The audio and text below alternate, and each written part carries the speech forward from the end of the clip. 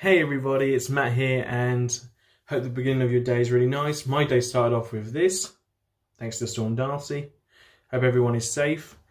And today's video is about buying a secondhand Vivarium, cleaning it, doing it up. I'm going to show you the end product, what I've done for Diesel. So let's get started.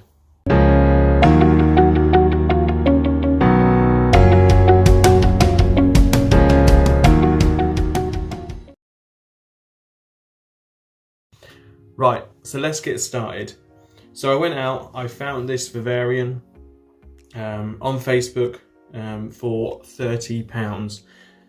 Now it's this one here. I'm going to put a picture up so you can just see, just your bog standard. It's 2 foot wide by 1.5 feet deep and 1.7 feet tall. Bit of a random size, most of them are like 24 inches, this one's 21. But the closest one I could find, if I was to buy it brand new, was £73. So I've saved 43 quid. Okay, on buying this.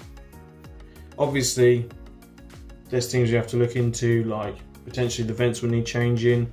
On this one, the vents did need changing. I got a vent here. Looks absolutely fine. The damage here is when I took it out. Absolutely looks fine, but when I went to pull it out, I realised this was already broken and it wasn't even secure. They've just put it in. So when you do buy a second-hand one, this is something you need to check. However, I replaced it because, you know, I wanted to replace it, get some new ones, plus the ones I've gone for are a little bit better.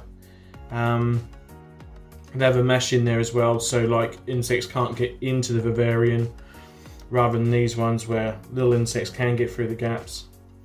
So yeah, so I'm going to show you some pictures of how it was when I first got the Vivarium. I took it all apart. She said she cleaned it, but when I started taking it apart, I got this hit with this really strong urine smell. As you can see in these pictures, it wasn't clean, okay?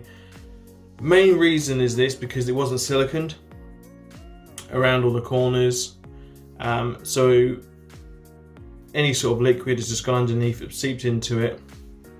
So, you know, I'm going to obviously silicone it when it's been all cleaned out, but that's something that you need to do if you do buy a Vivarium.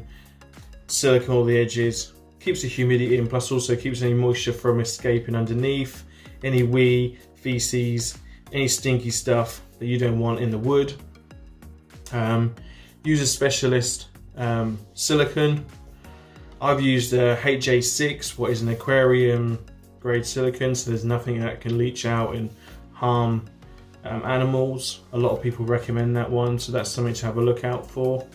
You can find that on Amazon and stuff like that. It's like £5 a tube. It's not very expensive. Okay, so now we're going to go on to the cleaning. So what I've done is I put them all in the bath, because that's the best place to put it. Obviously, you know, the bath has all been moved, all the stuff has been moved and cleaned and everything else, ready for this cleaning process. So every single bit of wood, every screw, every bolt, every dowel, all got 2 lots of cleaning, sorry.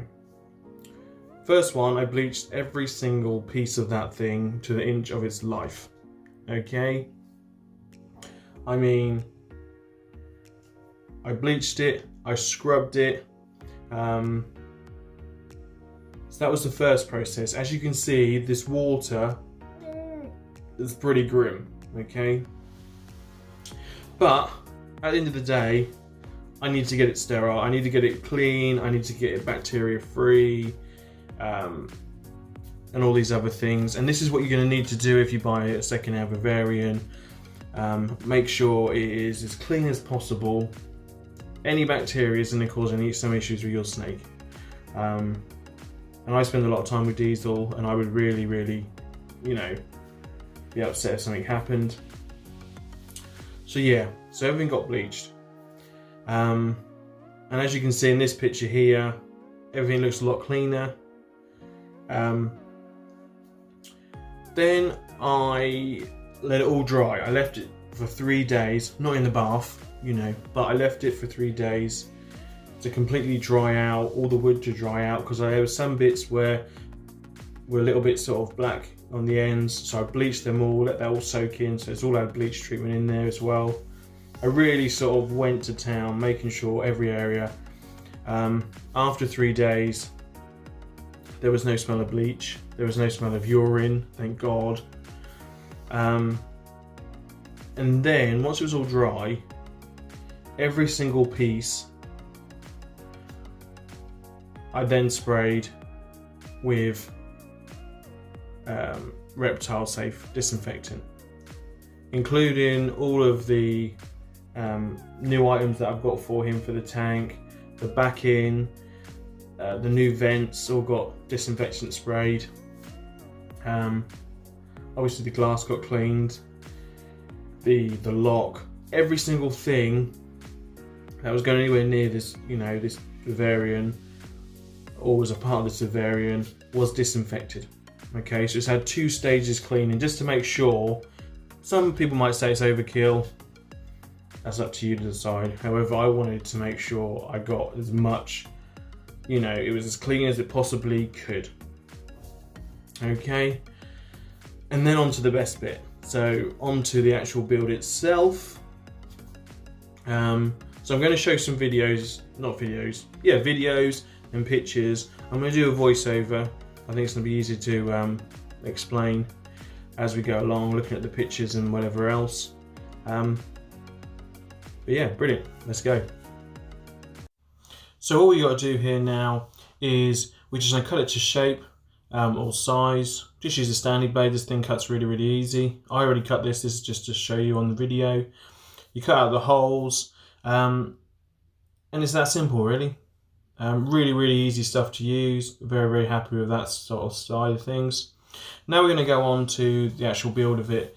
So you build the back and the 2 sides together, but don't do up the locking nuts at the back. And there is a reason why, because we're going to do the front later, and we need a little bit of room. Okay, so I just wanted to explain the reason why I didn't put the front in like you normally would if you were actually building this.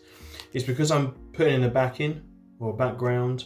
I wanted to be able to actually see in there, get in there and actually decorate it. And that's why I say don't put the locking bolts in, don't tie them up, because you've still got that slight movement, just enough to be able to put the front in. But I just wanted to clarify the reason why I done it, and I wasn't just building it wrong because I didn't have a clue what I was doing. All right, let's continue. Okay, so what we're going to do here is we're going to silicone the back 2 corners before we put the backing on. This is just to add an extra layer of protection in case against any moisture. So all you do is you silicone the back, silicone around the holes, and you want this to be really, really tight as it goes in, and just literally push it down, push it into place, make sure it's right at the top, right on the edges, and then what you want to do is put some weight on this and just leave it overnight. Okay, so now I'm going to show you about trying to make it look a little bit more appealing. So all you do is you get your foliage, your plants, whatever you're going to use, and you kind of sort of put them around, see what they're going to look like, and you do all this obviously before the silicone is anywhere near it. Once you're settled with, you know, the look of it and you're happy with how it's going to look, then you can start siliconing it. I'm going to show you how to do that next. So all you do is simply push some holes in to the amount of, you know, plants you're going to put in there. For this occasion there's 3. And it's this simple. Then what we're going to do is we're just going to fill all those holes with silicone. And when you're doing this, just make sure that you get the silicone into the holes to give it like a really good strong hole. I'll be honest with you, I was struggling here to do it properly with trying to hold one hand with the camera and trying to silicone with the other. And it's pretty much as simple as get your foliage, push it into the holes, and that's it. It's that simple. You want to probably leave it, I left these for about 6 hours to just do their own thing, get them to sort of set, and that is it really. It's nice and simple. So I'm going to show you now a video of it complete. This is with the back on and the sides on, sorry, the bottom on and the front on. I've also, as you can see, I've siliconed all the bottom edges. I've siliconed underneath the background to make sure there's no moisture getting up from that way. You want to cut a little hole out there. That's just for your wire for your ceramic heater. Attach it to the roof of the Vivarium, and it's going to look something a bit like this. Okay, make sure you put the glass on properly. However, I didn't the first time, couldn't open it, was an absolute bugger to get out. So just be aware of that. Now put your substrate in. This is Herp Husk. I'm going to do a review on it soon. However, I was going to do a review on it and the wind blew, broke the bucket. So yeah, so just fill it up. You kind of want it about 2 inches deep, because that gives obviously enough time for the moisture, but also Diesel likes to burrow. He likes to dig in there. He likes to, I don't know why, I don't know, you know, not many ball pythons do that. However, Diesel does. So I've done it to about 2 inches deep. And it helps with humidity as well. So here is the finished product. I hope you like it. Diesel seems to like it. I had to make a slight change to the fern as it wasn't tall enough. So I've just siliconed it to a piece of wood. Right, so that's it. I hope you really like the video. I'm going to end it with some pictures of Diesel just looking around, exploring it. And please remember to hit the subscribe button. Follow me on Instagram. That's where I mainly do stuff. And until the next video, I really hope you have an awesome time. Enjoy the snow or whatever the weather is like yours. Here in England, we've got COVID, so we can't really do much. And I will be back soon with another video. But until then, be safe. Bye.